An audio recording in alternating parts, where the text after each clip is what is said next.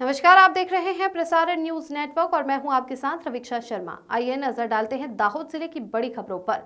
अब खबर विस्तार से। पहली खबर, जहां दाहोद शहर में आसपास के राज्यों और गांवों से बड़ी संख्या में लोग विभिन्न ट्रेनों के द्वारा दाहोद आते हैं। इनमें सबसे अधिक लोग मेमू ट्रेन से आते हैं, लेकिन प्रयागराज में चल रहे महाकुंभ के कारण वडोदरा मेमू ट्रेन को 15 दिनों के लिए रद्द कर दिया गया है। ट्रेन रद्द होने से यात्रियों को कठिनाई का सामना करना पड़ेगा। रेलवे विभाग से प्राप्त जानकारी के अनुसार दाहोद मेमू ट्रेन उज्जैन और वडोदरा 2 दिशाओं में चलती है और इस ट्रेनों का बहुत बड़े पैमाने पर यात्री उपयोग करते हैं। फिलहाल प्रयागराज में महाकुंभ के चलते मेमू ट्रेन पर भी इसका असर पड़ा है। रेलवे विभाग ने घोषणा की है कि 22 जनवरी से 5 फरवरी तक वडोदरा मेमू ट्रेन रद्द रहेगी। रेलवे विभाग ने यह भी बताया कि यह निर्णय प्रयागराज में अतिरिक्त ट्रेनों के संचालन और अतिरिक्त ट्रेनों की आवश्यकता को ध्यान में रखते हुए लिया गया है। अगली खबर, जहां दाहोद जिले के देवगढ़, बारिया और झालोद नगर पालिकाओं के चुनावों के लिए घोषणा पत्र जारी होते ही जिले की राजनीतिक हलचल तेज हो गई है।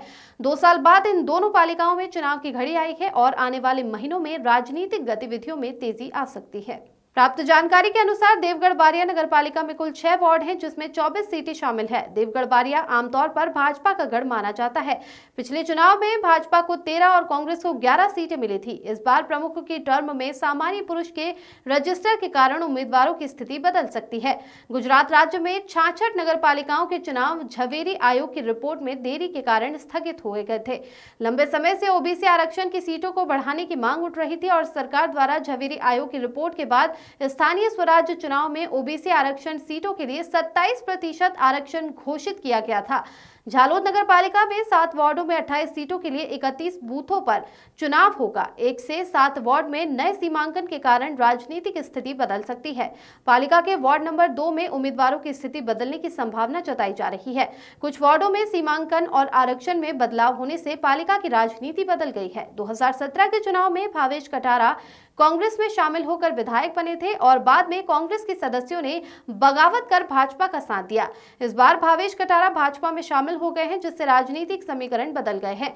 भाजपा झालोद पालिका में सत्ता में आने के लिए पूरी ताकत लगा रही है। कांग्रेस, आम आदमी पार्टी और बाप पार्टी की पालिका चुनाव में उम्मीदवार उतारने की तैयारी कर रही है, जिससे चुनावी माहौल और भी रोचक होने की उम्मीद है। अगली खबर, जहां पेट्रोलिंग में निकली चाकलिया पुलिस को छायण गांव में दिल्ली मुंबई हाईवे पर बिना नंबर की इनोवा क्रेटा 4 व्हील गाड़ी से 9.60 लाख रुपए की अफीम की जिंदवा मिली है। इस पर पुलिस ने कार्रवाई करते हुए कुल 18,60,270 रुपए कीमती सामान बरामद किया है। दाहोद पुलिस ने पिछले दिनों अलग अलग जगहों से कुल 50 लाख रुपए की अफीम बरामद की थी। इस बार चाकलिया पुलिस ने छायण गांव में बिन मालिक के गाड़ी से अफीम की बड़ी खेप पकड़ी है। चाकलिया पुलिस स्टेशन के पीएसआई वीएन कोटवाल अपने स्टाफ के साथ रात के समय पेट्रोलिंग पर थे। इसी दौरान उन्होंने छायण गांव में दिल्ली मुंबई हाईवे पर खड़ी बिना नंबर की सफेद इनोवा गाड़ी पर शक किया। गाड़ी की तलाशी लेने पर अफीम की जिंदवा से भरे थैले और बोरियां मिली। पुलिस ने गाड़ी से 320 किलो अफीम की जिंदवा बरामद की है, जिसकी कीमत 9,60,000 रुपए बताई जा रही है। पुलिस ने गाड़ी के चालक के खिलाफ नारकोटिक्स एक्ट के तहत मामला दर्ज कर लिया है और उसकी गिरफ्तारी की प्रक्रिया तेज कर दी है। नीलम शेठ की रिपोर्ट।